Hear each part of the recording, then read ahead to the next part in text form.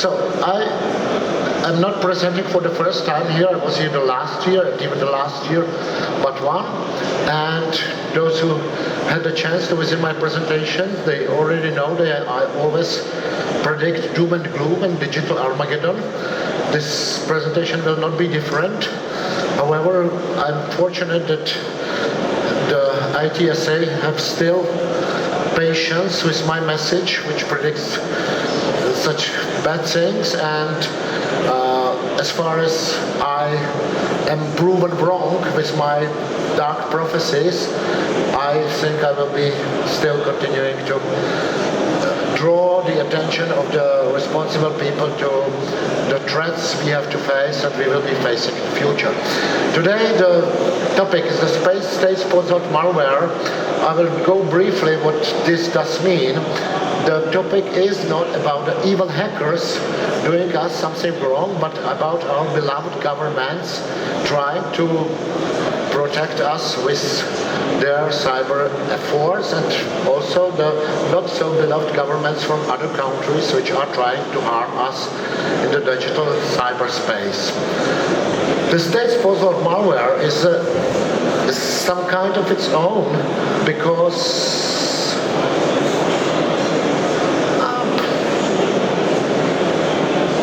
there it goes.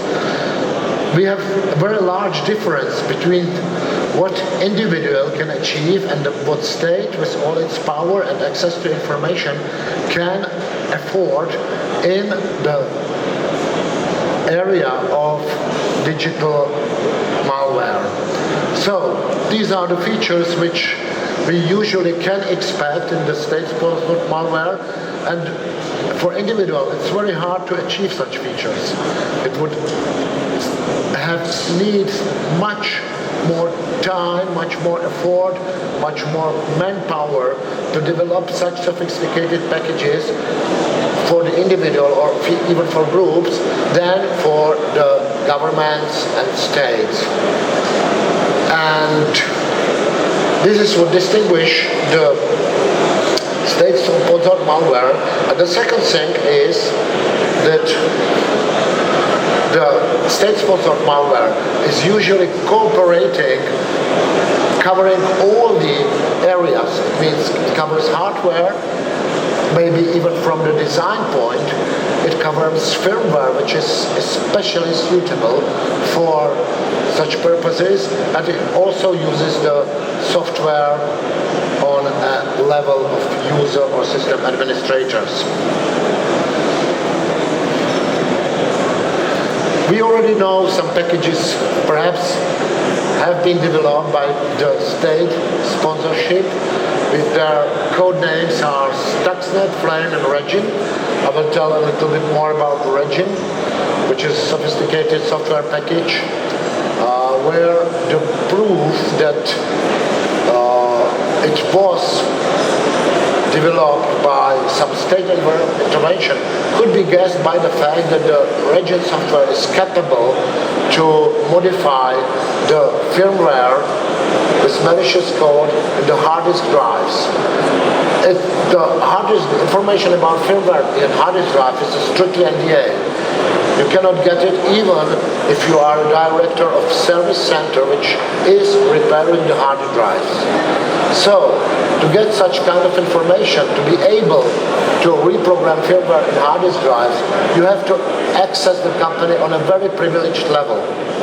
And such an access can be achieved only for very limited number of entities.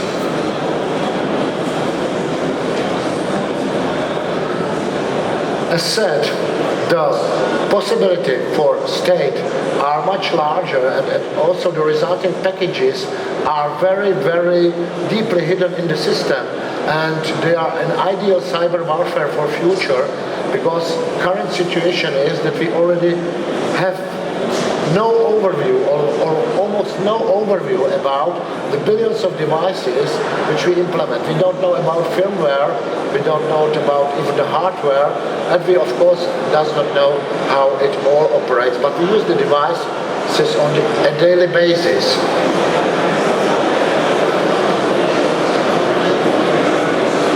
Here is an overview, I will not go through it, which devices you can attack and which devices can even be already infected by some sleeping bombs which we are not aware of.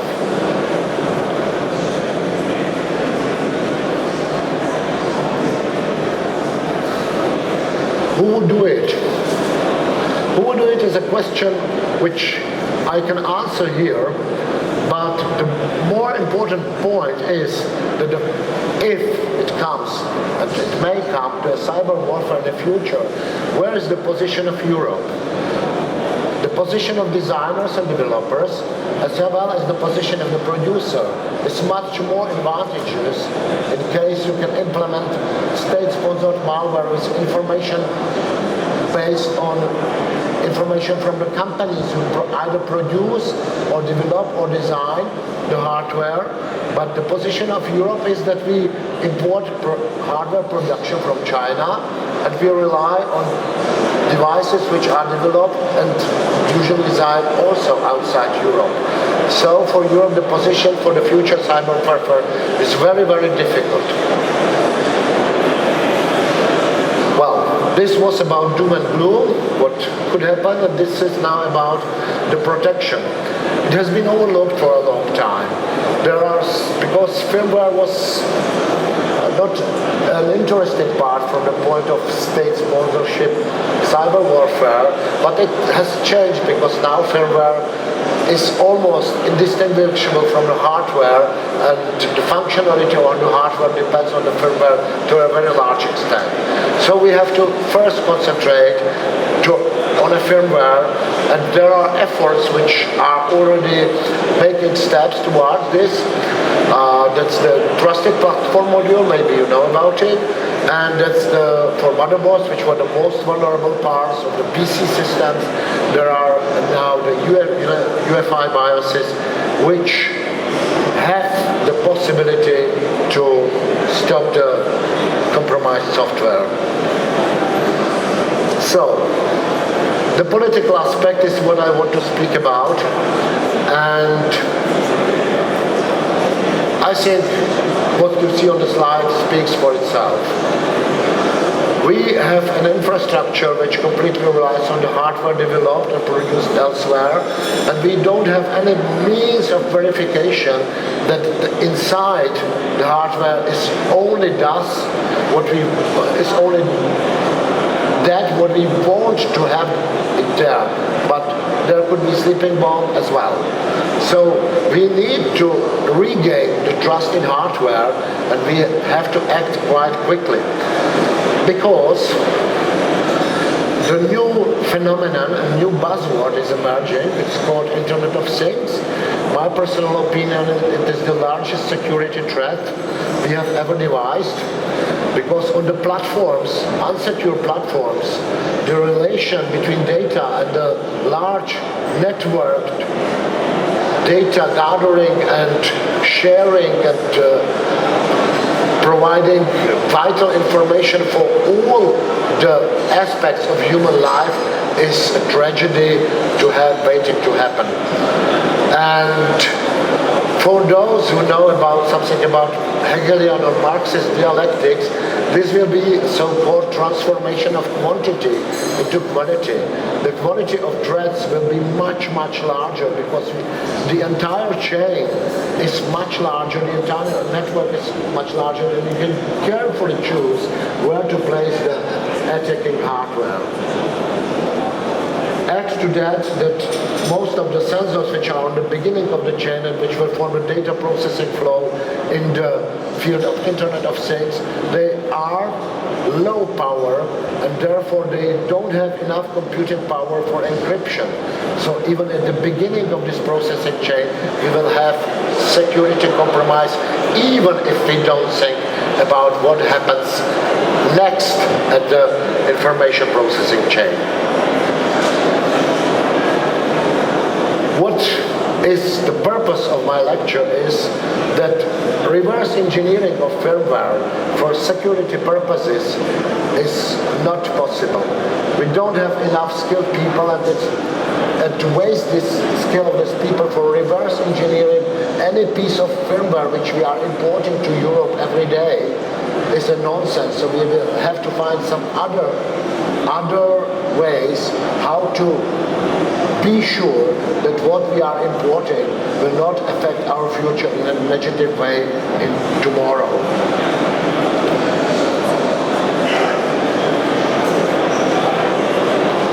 The first thing we have to know is there is always conflict of interest between comfort and security.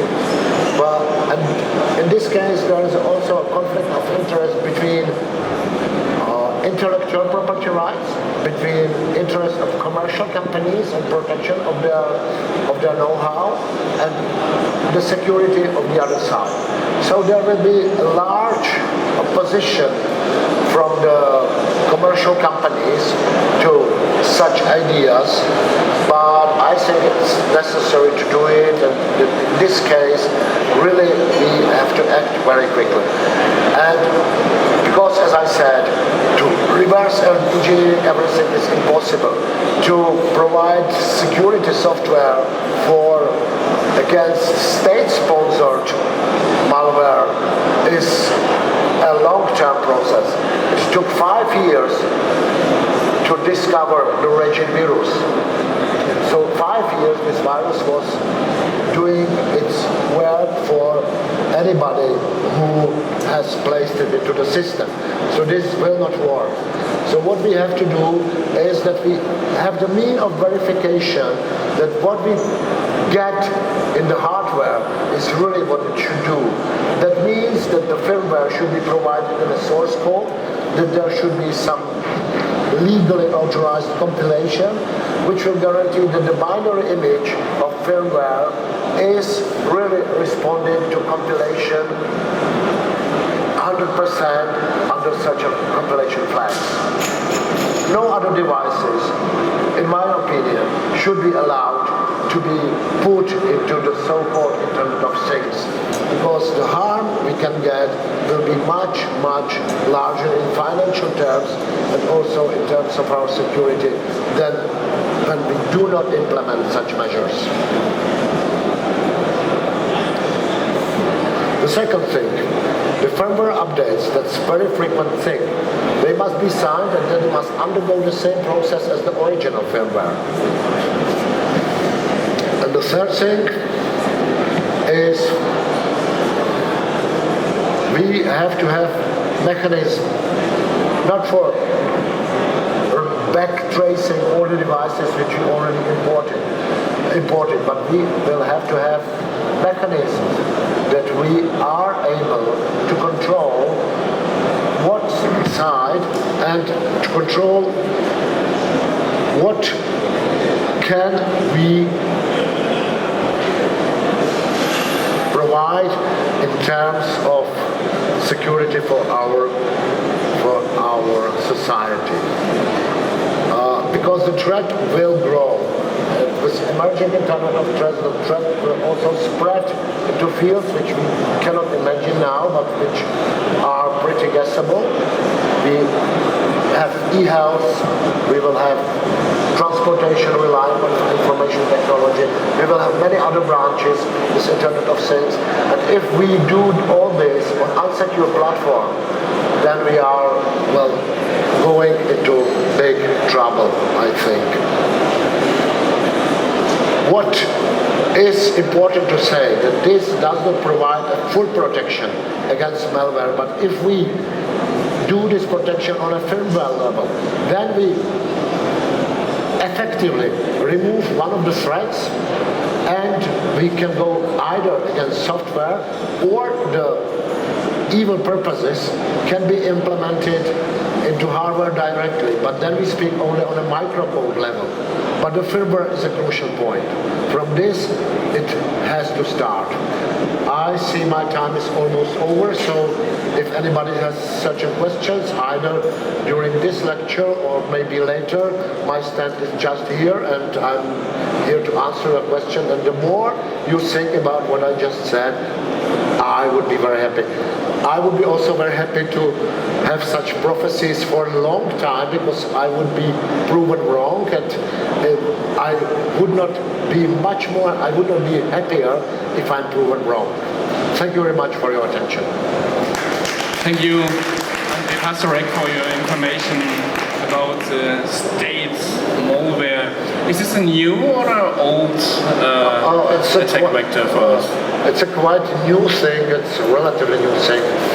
Let's say 5-6 years old when we have seriously started to speak about it, but it emerges quite quickly.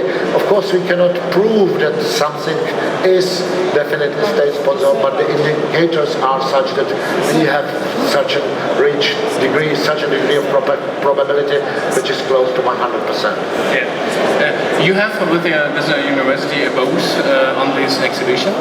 Yes, that's just here. So anybody who wants to on the right side? Yeah, it's just this right one. So anybody who wants to speak this topic with me, I'm kindly welcoming everybody for a discussion, and maybe you can prove me wrong. That's what I really want. Yeah. Okay. Thank you, André. You're welcome. I thank ITSA for welcome. Bye bye. Thank you. So, dann kommen wir jetzt zum nächsten Vortrag. Ich konnte mich jetzt leider nicht so